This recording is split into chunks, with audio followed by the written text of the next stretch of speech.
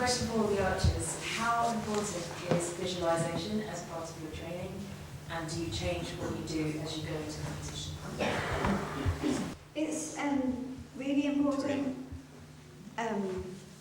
It's basically a rehearsal for your mind to do a perfect shot. So I do visualization before I shoot every shot. So it removes a bad shot if you just shot a bad shot. And it tells your brain what you're going to do, and then you do it. I think if we didn't do that, I wouldn't be as focused. I always use imagery to imagine winning competitions as well, when I'm away from shooting as well.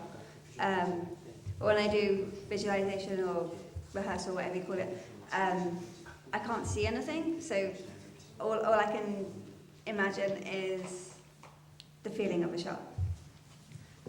But when I'm shooting, I can't think about words or anything when I'm shooting. All I can imagine is the feeling, so it works for me quite well. And yeah. Yeah, my visualization is pretty much similar to Naomi, but you've got to train for visualization. Doesn't just sort of come naturally, and I'm at the sort of stage now where I can shut my eyes and visualize and see myself actually shooting the shot. See everything, see my bow, the grass, the target. I don't religiously do it before every arrow. I try and do it sort of night before just to get into a good place. If I've had a bad arrow, I just try and forget about it, and then maybe I'll bring the visualization in there to remember what a good arrow feels like.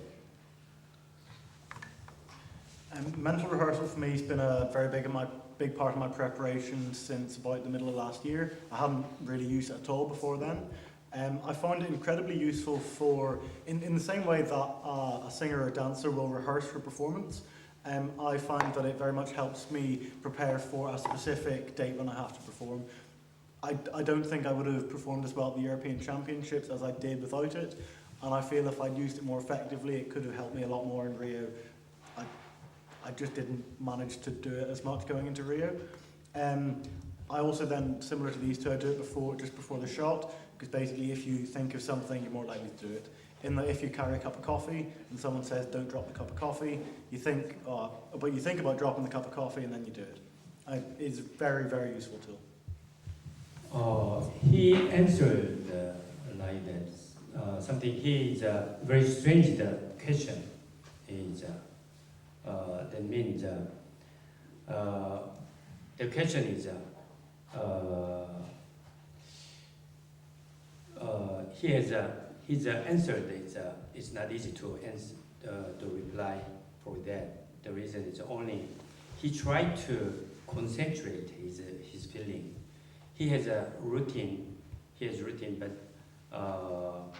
if a leader trouble his shooting, then he tried to concentrate his feeling. And that means just I think like that. Something to get stable or something to get concentrate. How to get concentrate, how to get stable, or how to get refreshing. Any kind of question also, his answer is the same, I think. It's just to try to concentrate his feeling, his confidence. That means, I think like that. Confidence means is concentrate his feeling. Normally think like that. Confidence is I can do that. I have something powers to get it, to win it. I can do that. Something that is confidence. We think like that. But his answer is consistency. Is concentrate my feeling. That means if concentrate feeling any kind of situation, very nervous or very exciting, any kind of situation, he can keep the stable concentration. That is feeling. That means if I feel like that, always the arrow hit the center. That feeling, that is confidence. Any kind of situation, any nervous, any kind of competition. But if I feel this feeling, always the arrow hit the center. That is confidence. That is confidence. So if you question to him how to concentrate some, it's difficult for him to answer that. And you understand what I mean? Any kind of situation, just try to feel his feeling. That is his answer. Yeah. Question Yeah. for Mr. Park Yeah. about stabilisation Yeah. and the weight Yeah. on the ends Yeah. of stabilisers. If you go west in the world, there's people putting a lot of weight on their rods, on the back and front. But the eastern archers still, a lot of the Korean archers still have a very low weight on their rods. Have you done any research or thoughts into the amount of weight on the backs and fronts of stabilisers? Basically, the stabilizer, what types or what weight, what length is best for bows to get stable when shooting? I can say very simple, as much as possible. So now is the stabilizer is a 3 stabilizer, but you can get 5 stabilizer, 6 stabilizer, 8 stabilizer. Much more is better to get stable on the bows. And weight also, as heavier as possible, is better to get stable for the bows. But too heavy, too much, is get easy to hurt the shooting forms. It's damage or it's to get unstable the shooting. So you have to take the weight or stabilizer. You have to decide the proper stabilizer to keep your proper shooting forms, and as much as heavier as possible. That is basic. And front side or rear side is like this. It depends on your shooting feelings. So even there is many stabilizer, front side, rear side, but the bow center weight is here. If you takes more rear stabilizer, then center weight is going backside. If you get the more weight in the front side, then the center weight is going like this. Just if you get upper side, then the weight of the center weight is going up and going down, just like that. What is the difference between going up and down and front side, rear side? The difference is very simple. The reason, if the center weight is going down or rear side, then you can feel the more stable when drawing. But shooting is not so not so fast. Is the bow fly very slow. If the center weight is rear. If the bow weight is going up or front side, then if you feel a little heavy, but when you're shooting, when you release, the bow fly more fast. So it depends on you. Depends on your feelings. You have to decide by yourself. But if a little bit going up, front, going rear, going down, it's not so related to the bow stable. It's similar. What I mean is similar. So firstly, you have to decide the proper weight for your shooting forms. It's a easy control. And then you have to decide for your shooting feelings, which is more comfortable for me. You have to decide by yourself. The principle is very, very simple. Just going up, going front, and going back and going down. Two point is different. If you think the going up is better, then you can the V bar makes going up like that, or going up. And if you like the center of the weight is going front, then there's many ways. Get a weight in front side, or just makes wide like that. Then automatically the weight is moved towards. The principle is very simple. You can make it by yourself. Yeah. Okay. Yeah. So the question to the archers, what for you makes a good coach?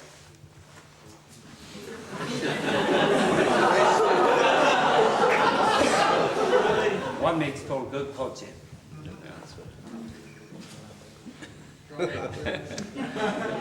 I am a big fan of Richard Priestman, I will have to say that. Not just brown nosing. Experience, versatility, knowing the right way to speak to you when you're on the line, so that comes by developing a relationship between the two of you. Technique, a lot of technique knowledge and the ability, with the versatility, to adapt that to a variety of shooting styles so that you can get anybody to improve or work around any particular problem and maybe go a circuitous route to get to fix a problem or improve technique.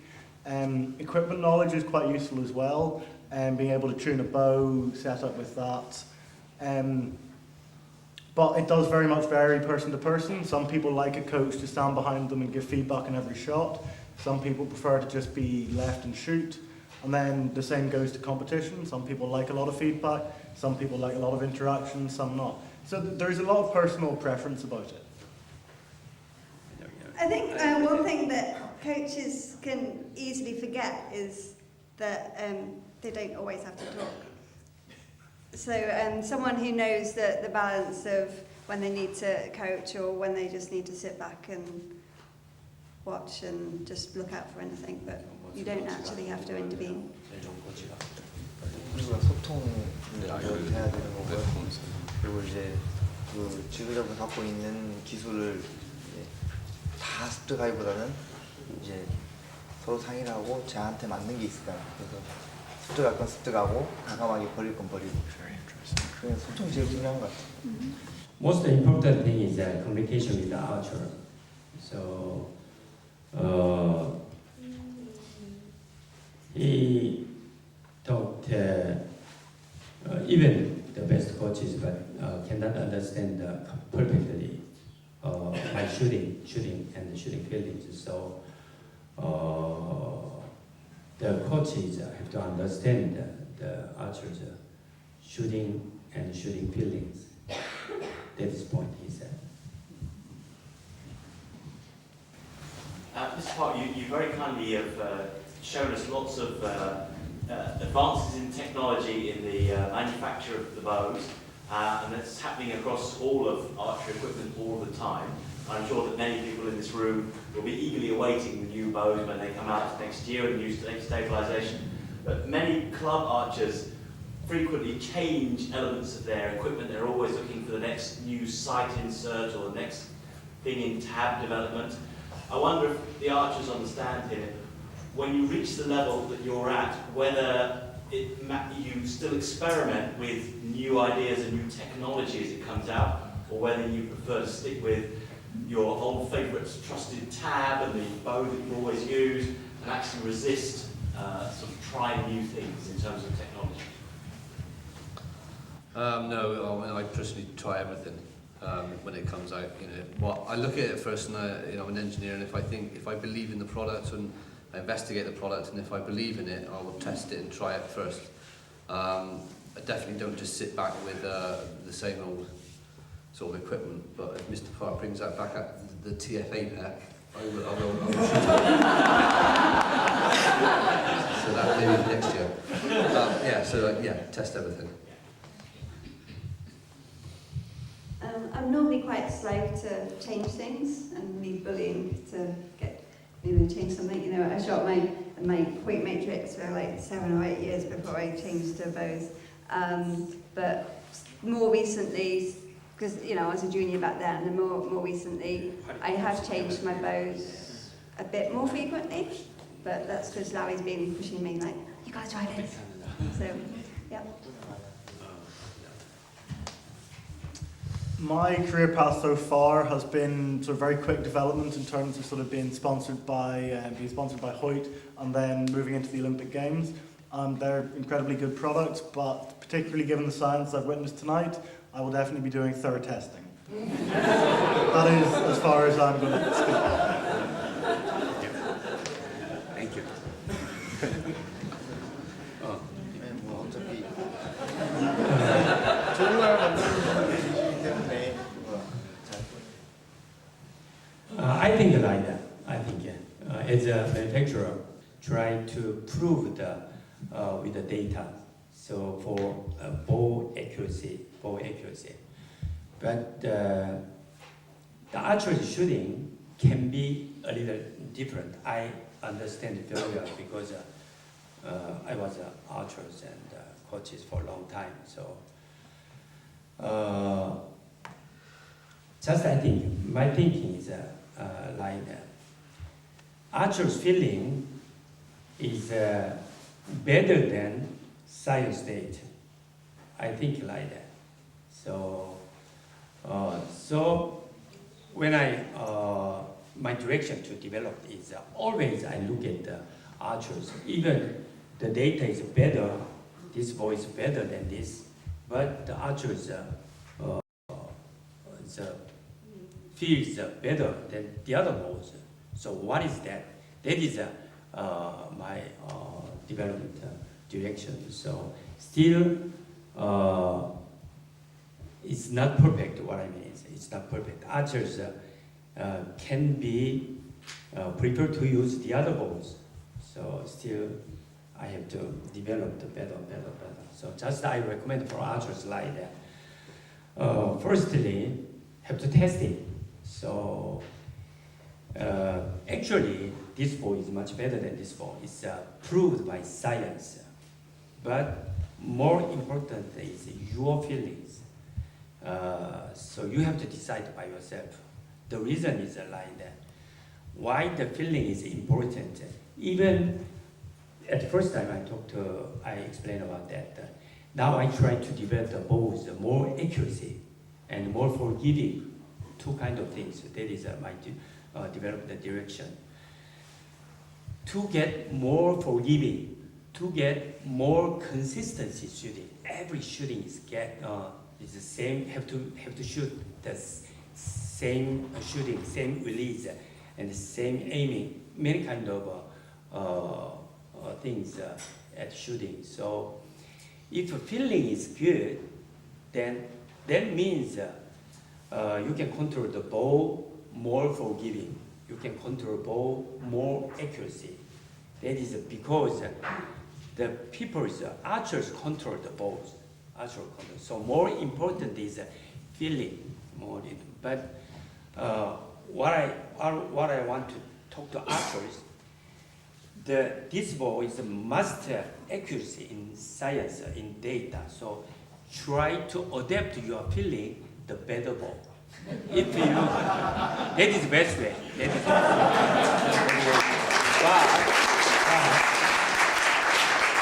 but if you try to adapt it, but still you feel the other one is better, then the best way is to use the other ball. That is the best way. I talk to archers. Still, the feeling is more accurate than science. More accurate. That is my answer. Any more questions then before we wrap it up? Mike? Well, hopefully you all enjoyed that this evening and picked up some information from it, which will allow you to go back to the club and score tens with every arrow. Thank you all for coming, but a big thank you to Win and Win and the team for this evening. Have a round of applause, please.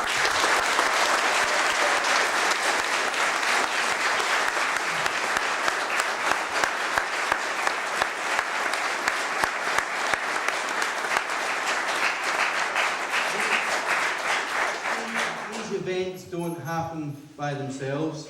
So I'd like to thank my right-hand man, Peter Frost, who's put it all together.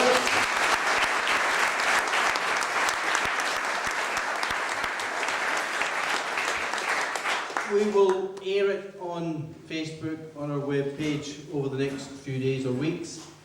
I'd be interested in feedback from you as to whether it is worthwhile putting these events on, because it is costly and timely for us, but if the archers get something from it, then it's something we would like to do. Safe journey home, be very careful in the car park because it's very busy out there, and thank you again.